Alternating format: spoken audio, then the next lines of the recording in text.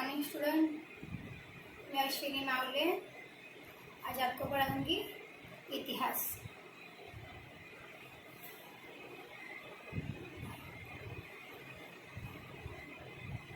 आज हम पढ़ेंगे इतिहास। इतिहास में हमारा पहला यूनिट है इतिहास के साधन। आप पहले भी इतिहास के साधन के बारे में जो है वो पढ़ चुके हैं। तो बता सकता है कोई कि इतिहास के कौन से साधन रहते हैं?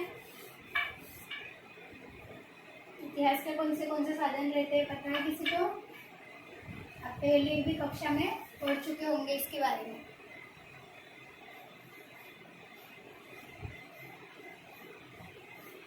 इतिहास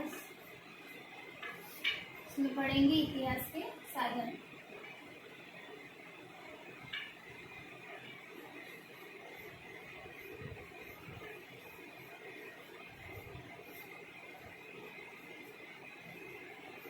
इतिहास के साधनों में आता है भौतिक साधन, लिखित साधन, मौखिक साधन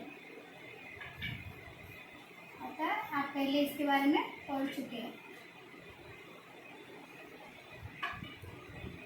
तो हमारे प्राचीन और मध्य युग भारत में के इतिहास में इतिहास का अध्ययन करने के लिए पहले के जो लोग हैं वो उसमें हम भौतिक साधन के जरिए इतिहास को पढ़ सकते हैं, लिखित साधन के जरिए इतिहास को पढ़ सकते हैं, मौखिक साधन के जरिए इतिहास को हम पढ़ सकते हैं। तकनीकी विज्ञान पर आधारित जैसे कि हम इस सभी भांति आधुनिक तकनीकी विज्ञान पर आधारित दृश्य श्रव्य तथा दृश्य श्रव्य साधनों का भी समावेश होता है। तो हम पहले देखेंगे इतिहास के भौतिक साधन। तो इतिहास के भौतिक साधनों में विभिन्न वस्तुएं, स्मारक, इमारतें, सिक्के और प्रतिमाएं, पदके आदि का समावेश होता है। भौतिक साधनों में किस चीज का समावेश होता है? पहले है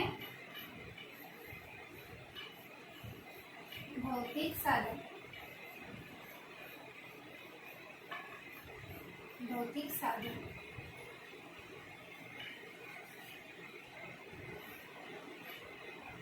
भौतिक साधनों में क्या आएगा? स्मारक,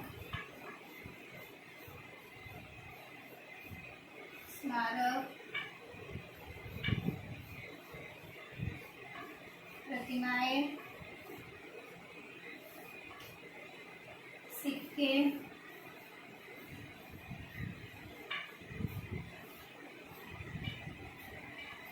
पदक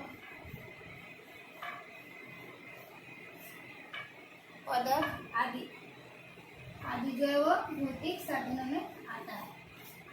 तो इनके जरिए हम इन प्रतिमाएं, इन सिक्कों के जरिए हम इतिहास कितना पुराना है और इतिहास के बारे में हमें जानकारी मिलती है। भवन और वास्तु और क्या आएगा? भवन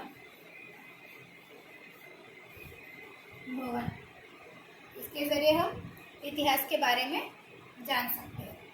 आधुनिक भारत का ऐतिहासिक कालखंड यूरोप के और विशेष रूप से अंग्रेज सत्ताधीशों और भारतीय रियासतों की शासन व्यवस्था का कालखंड माना जाता है। यानी जो भवन है वो अंग्रेजी सत्ता जब थी भारत में तो उनका वो कालखंड माना जाता है। उनके टाइम में यह भवन आदि बनाया गया था इसीलिए। और उसके बाद जो है वो क्रांतिकारी नेताओं, आवासों में इमारतों का समावेश होता है। राजा महाराजाओं द्वारा जो है वह राजमहल, भवन आदि बनाए गए थे। इसके बाद है प्रतिमाएं और स्मारक। तो प्रतिमाओं के द्वारा भी हम इतिहास के साधनों को देख सकते हैं। ठीक है, तो फिर अब हम देखेंगे लिखित साधन। आधुनिक भारत के इतिहास में लिखित साधनों का भी समावेश होता है। तो लिखित साधनों में हम देखेंगे कि कौन कौन से साधन आते हैं। लिखित साधन देखेंगे। लिखित साधन बता सकते हैं? लिखित साधन बताओ कौन से आते हैं लिखित साधन?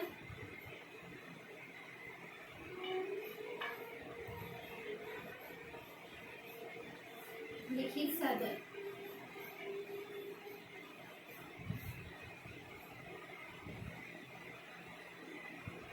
साधनों में आता है समाचार पत्र, पत्र व्यवहार, पत्रिकाएं, फैक्ट्री रिकॉर्ड, आत्मचरित्र, पुस्तकें और विदेशी व्यक्तियों के लेखन, ये सब जो आता है लिखित साधनों में।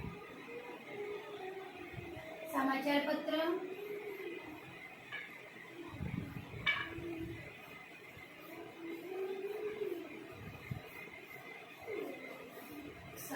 पत्र, फिर पत्रिकाएं,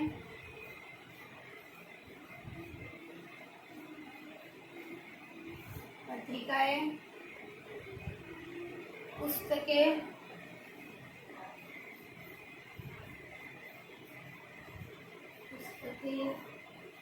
ग्रंथ,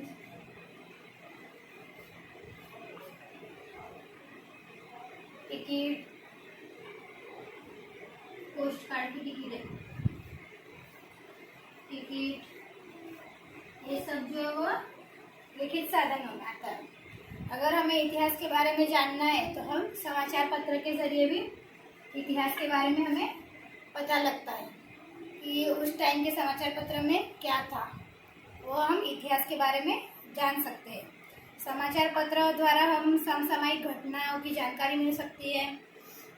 साथ ही समाचारों की किसी घटना का गहन विश्लेषण, साथ ही समाचारों की जो भी घटना रहती है उसका गहन विश्लेषण कैसे करना है, विद्वानों की मत प्रक्रिया उस पर क्या थी, और संपादकीय लेख प्रकाशित होते रहते हैं। उसके बाद तत्कालीन राजनीतिक, सामाजिक, आर्थिक और सांस्कृतिक गतिविधियों की जानकारी भी हमें समाचार पत्र द्वारा प्राप्त होती है।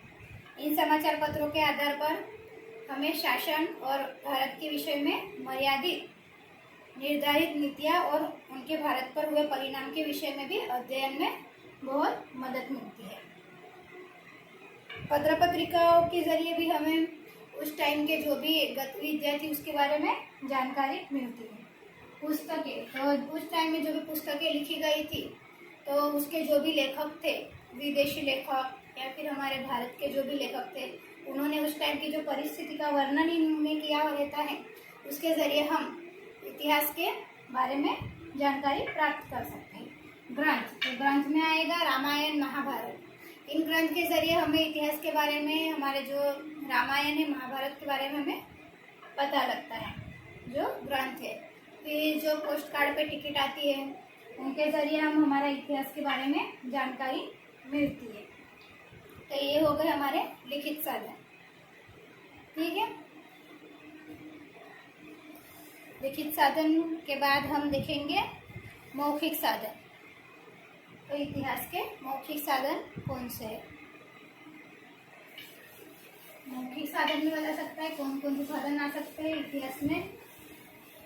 इतिहास जानने के लिए मौखिक साधन,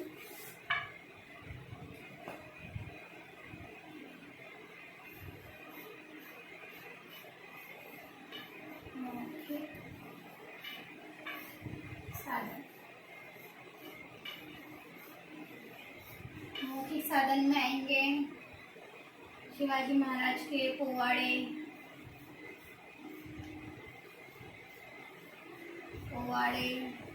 लोकोक्तियाँ,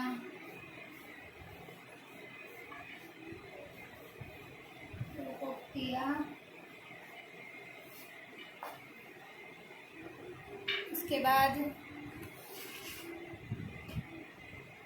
लोकगीत। लोकोक्तियों की जगह पे हम लेंगे लोकगीत।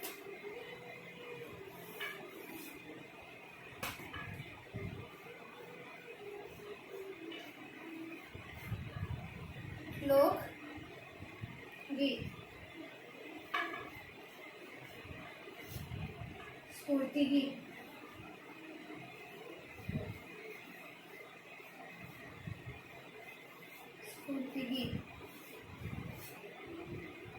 और क्या आएगा? साक्षात्कार।